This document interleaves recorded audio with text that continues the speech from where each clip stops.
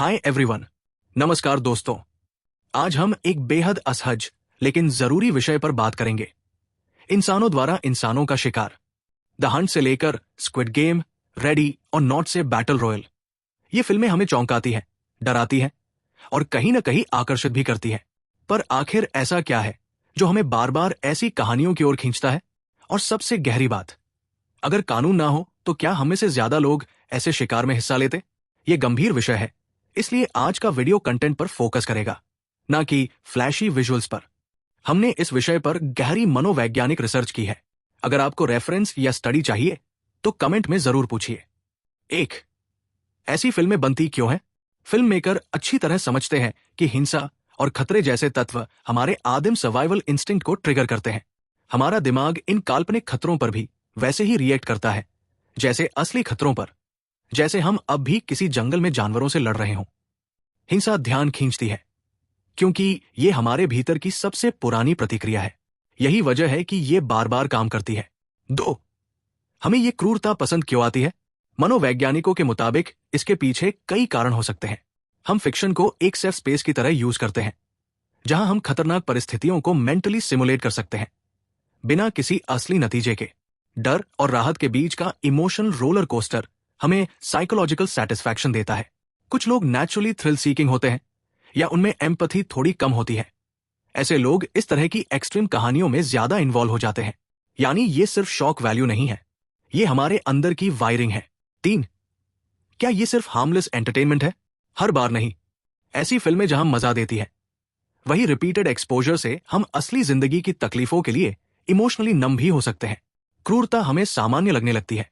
कुछ मामलों में तो ये कल्पना और वास्तविकता के बीच की दीवार भी पतली कर देती है। कई फिल्मों के एक्स्ट्रा एक्टर्स ने खुद कहा है कि ज्यादा हिंसा वाले सीन शूट करना इमोशनली एग्जॉस्टिंग होता है। ये डिस्कम्फर्ट असली है और शायद जरूरी भी। 4. पैसा बनाम जिंदगी। स्क्विड गेम की सच्चाई। स्क्विड गेम में लोग अपनी जान को दांव पर लगाते हैं पैसे के लिए। द हंट में भी यही होता है।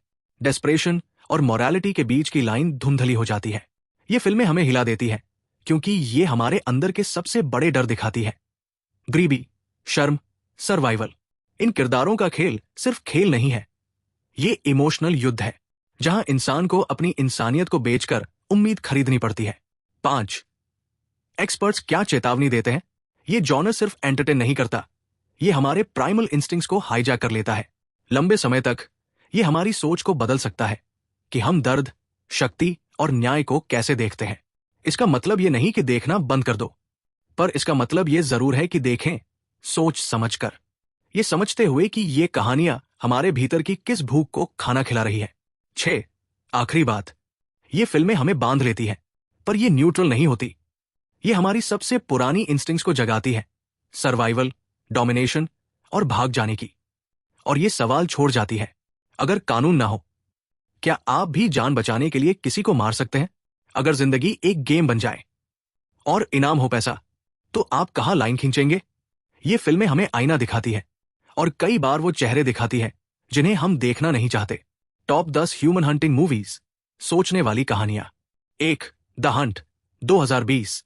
अमीर लोगों का एक ग्रुप वर्किंग क्लास लोगों को उठाकर जंगल में छोड़ देता है ताकि उनका शिकार कर सके, लेकिन एक औरत सब कुछ पलट देती है। Sharp satire on class war. 2. Squid game, 2021। 456 खिलाड़ी एक जानलेवा गेम में उतरते हैं जिसमें बचपन के खेलों की आड़ में मौत बांटी जाती है।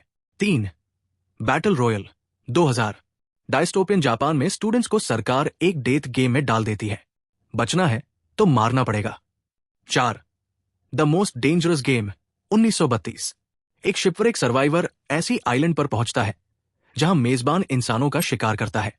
5. सर्वाइविंग दी गेम, 1994। एक बेघर आदमी को जॉब ऑफर के बहाने जंगल में बुलाया जाता है जहां वो शिकार बन जाता है। 6.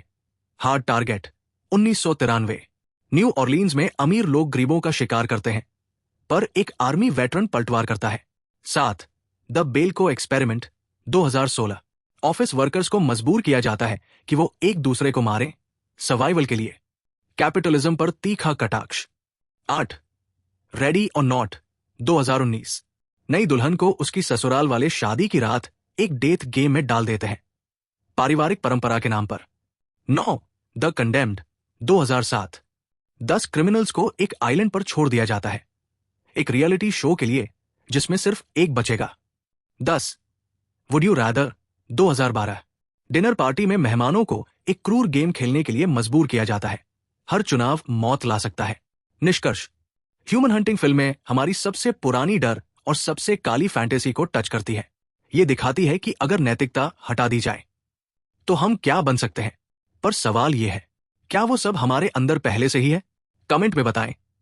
क्या इन फिल्मों ने आपकी सोच बदली? क्या आप इनाम के लिए रिस्क लेंगे?